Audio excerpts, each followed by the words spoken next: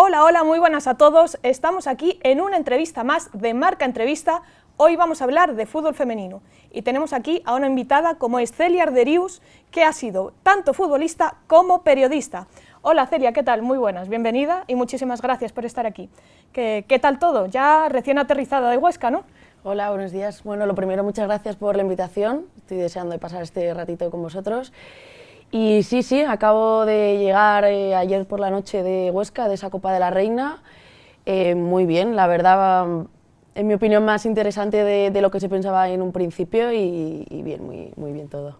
Bueno, esa Copa de la Reina hablaremos ahora con nuestros invitados, nuestros colaboradores, Enrique Ferrer. Hola, muy buenas, Quique. Buenas, Julia. Y Manuel Rodríguez. Hola, Manu, encantada de que estéis aquí, un programa más. ¿Qué tal, Julia? Y bueno, vamos a ir comenzando un poco con esta ronda de preguntas.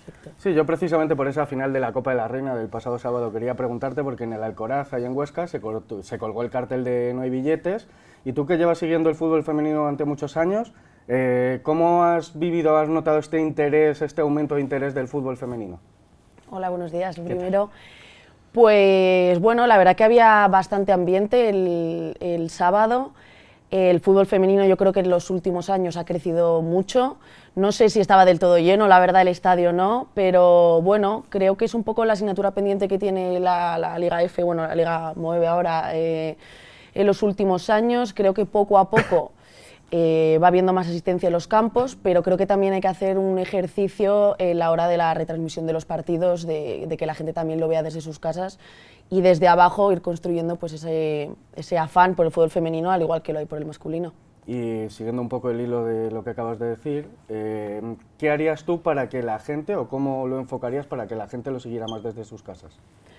Bueno, en mi opinión, la verdad que creo que pondría algún partido en abierto desde canales, pues desde la televisión pública, como puede ser, por ejemplo, Televisión Española, porque creo que a día de hoy que tengan los derechos privados y que haya que pagar una cuota mensual no está favoreciendo del todo para que la gente lo vea.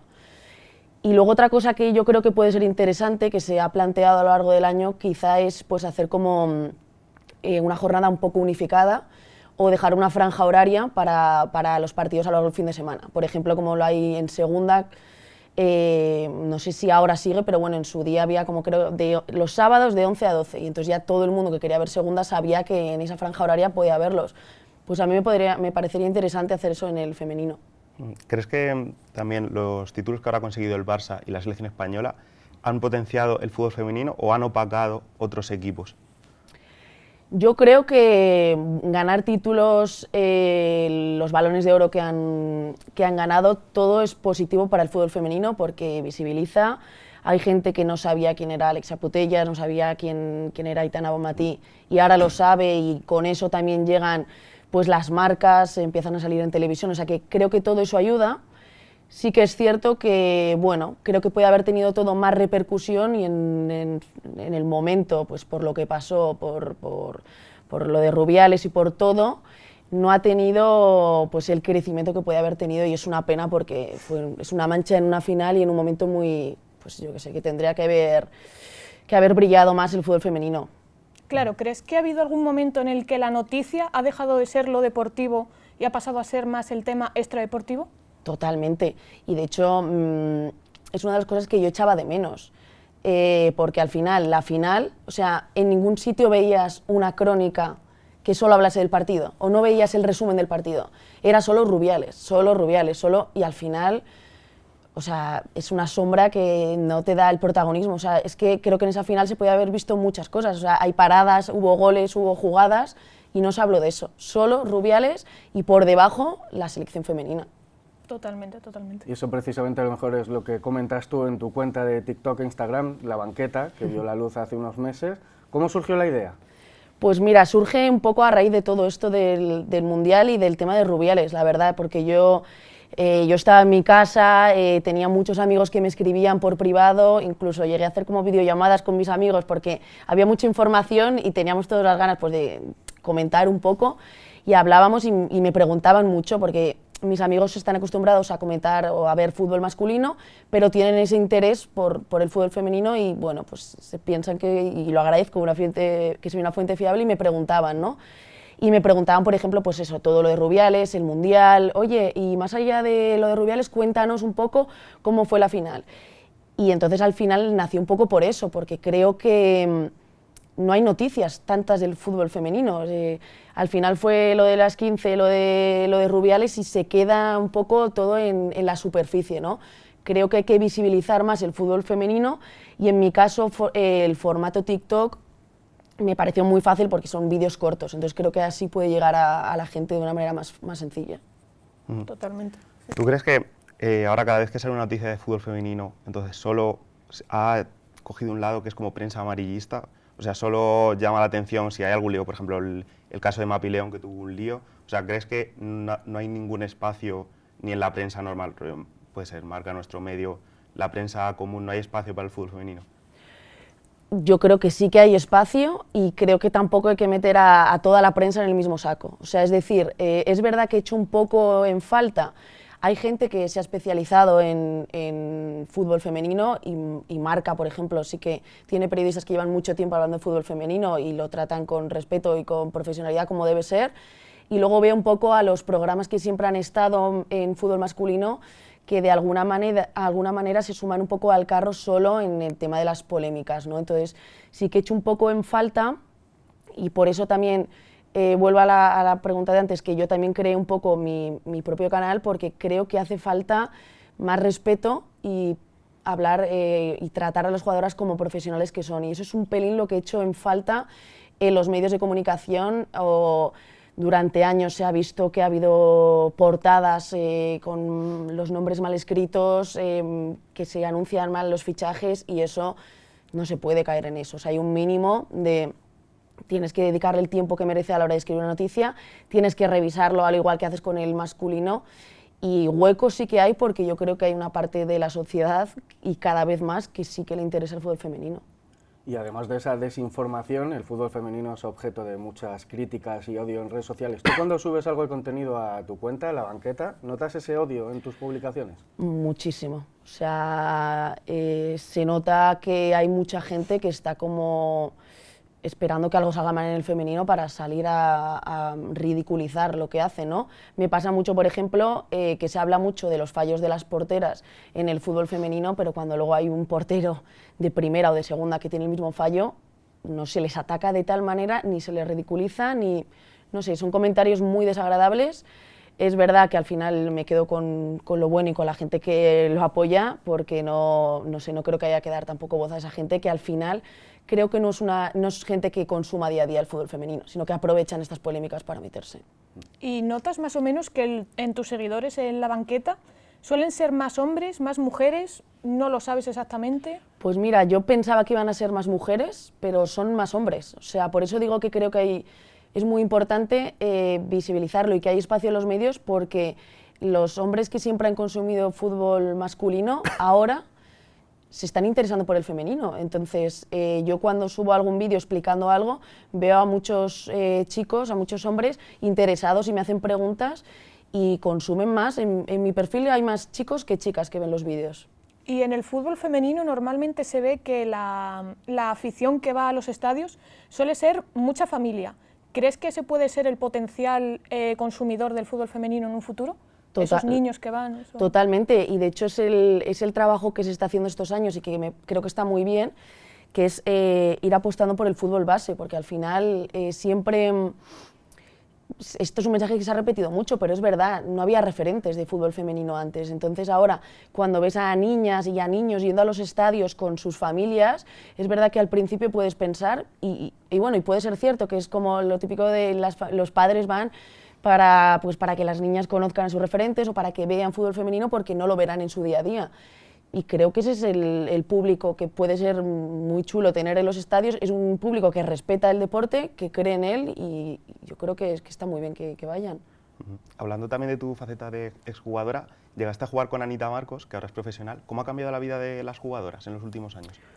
Sí, he jugado con algunas jugadoras que, claro, en su día ya se les veía. Con Vicky López también llegué a jugar cuando estaba en el Madrid Club de Fútbol Femenino, Anita Marcos, pues con las gemelas que empezaron en el Tacón y luego se fueron al Real Madrid. Bueno, son jugadoras que es que ya ya sabías que les iba a ir bien. Obviamente todo el recorrido para arriba antes no se pensaba que podías llegar a ser futbolista, la verdad. Pensabas que era algo de, incluso cuando las jugadoras que estaban en la selección no tenían pues tanto apoyo mediático como ahora de que las veías por la calle y les pedías un autógrafo. O sea, yo he jugado una pachanga con Jenny Hermoso en las canchas de Moratalaz y para mí era el día más feliz de mi vida, pero la gente que estaba a mi alrededor lo estaba viendo normal y para mí es como, o sea, esto es alucinante, ¿no? Entonces, en la cabeza no entraba que las jugadoras pudiesen llegar a tanto. Jugaste también en el Olímpico de Madrid, entre otros equipos, que es el equivalente a la segunda división. ¿Cómo recuerdas aquella etapa? Pues a mí, una etapa preciosa. La verdad que en el Olímpico jugamos lo que era en Nacional, que antes era segunda división.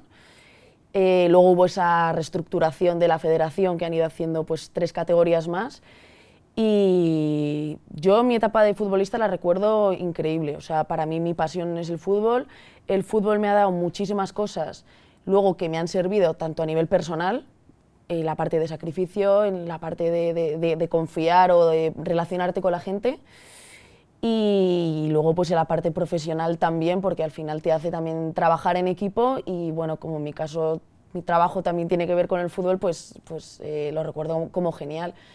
Pues veo que ha crecido mucho el fútbol desde que yo jugué, pero al final también me gusta mucho el ver que sea primera, sea segunda o sea regional, te queda la pasión del fútbol, que eso no cambia en ningún club. Yo también te quería preguntar sobre un tema un poco polémico. Ahora se habla mucho del arbitraje, en el masculino se habla mucho, pero también se habla en el femenino. O sea, ¿crees que hay el nivel suficiente en el arbitraje femenino?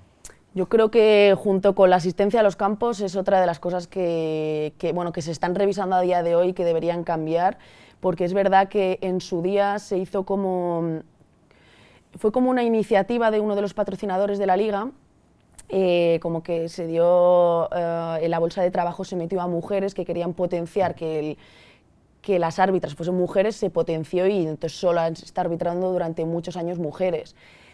Pero esto es algo que, en mi opinión, no debería ser así del todo. Me refiero, genial que arbitren mujeres, pero si ahora mismo el nivel también lo tienen los hombres o pueden mejorar el nivel de arbitraje de la liga, pues para mí deberían entrar también hombres y que sea una bolsa de trabajo conjunta. Creo que el arbitraje en general, y lo acabas de decir, es polémico tanto masculino como en femenino, pero en la liga, contando con que encima no tienen a día de hoy el videoarbitraje, o sea, no tienen el VAR o no tienen el semiautomático, pues entonces tienes que hacer que el nivel del arbitraje sea mucho más alto. Luego te retiraste a los 27 años y cambiaste a nuestro gremio, al periodismo. ¿Por qué te retiraste con 27 y qué es lo que echas de menos de ser futbolista? Bueno, lo que echo de menos es que yo a día de hoy, mira que esquío, hago alpinismo, hago escalada, pero yo o sea, la pasión y un poco el sentimiento de cuando metes un gol, o sea, eso que sientes dentro del cuerpo, yo todavía no lo he encontrado en ningún otro deporte y lo sigo buscando, pero esa es la parte que más he hecho del fútbol, o sea, me gustaba mucho eso, y la disciplina de cuando entrabas al campo, esa concentración, esa unión con el grupo, pues me gustaba muchísimo. Pero sí que es verdad que yo en este caso, donde estaba, no estaba cobrando, entonces yo hubo un momento que ya la parte profesional tuve que priorizarla porque al final necesitaba pues esa base económica para poder tener mi día a día. Y bueno, creo también que quizá es muy sacrificado ser deportista. Es verdad que yo tenía muy claro que habría un momento en el que tiraría a la parte de periodista, que me gusta mucho, y esa parte de sacrificio total con futbolistas, pues yo en mi caso no lo he tenido. Entonces, bueno, pues estoy muy contenta también de estar en este lado. Y ya, bueno, vamos llegando al final de la entrevista y te quería lanzar la última pregunta, y es que este verano tenemos la Eurocopa femenina. ¿Qué mensaje le lanzarías así brevemente a la población para que se animasen a ver la Eurocopa y qué selección crees que va a ganar? Bueno, yo voy con España, siempre banco a España, o sea, creo que España, aunque viene de unos Juegos Olímpicos un poco en los que quizá no estuvo a su mejor nivel, y creo que la Eurocopa puede no dar la sorpresa, porque creo que sigue partiendo como favorita, pero creo que lo va a hacer muy bien. que vienen con muchas ganas las jugadoras, y a la gente le diría que, o sea, que tiene que vivir una Eurocopa, que toda la gente que ha visto la Nations League, por ejemplo, ayer de la masculina, se animen a ver a las chicas. Van a descubrir un fútbol muy bonito, que a lo mejor no es exactamente el mismo que están acostumbrados a ver en masculino, pero desde luego es igual de bonito, es igual de interesante. Van a descubrir a muchas futbolistas que espero que luego sigan en la temporada en sus equipos, y que el fútbol es bonito en todas sus versiones, o sea que les va a encantar seguro. Pues con ese mensaje nos despedimos, con ese ánimo a ver la Eurocopa de este verano. Muchísimas gracias, Celia, por haber venido aquí, por habernos atendido, y nada, lo mejor para el futuro. Y muchísimas gracias también, Quique, Manu, ya nos veremos en el próximo capítulo, en el próximo programa, y ahora nos despedimos y dejamos a los siguientes compañeros en su ronda de entrevistas. Muchas gracias por estar y buena tarde.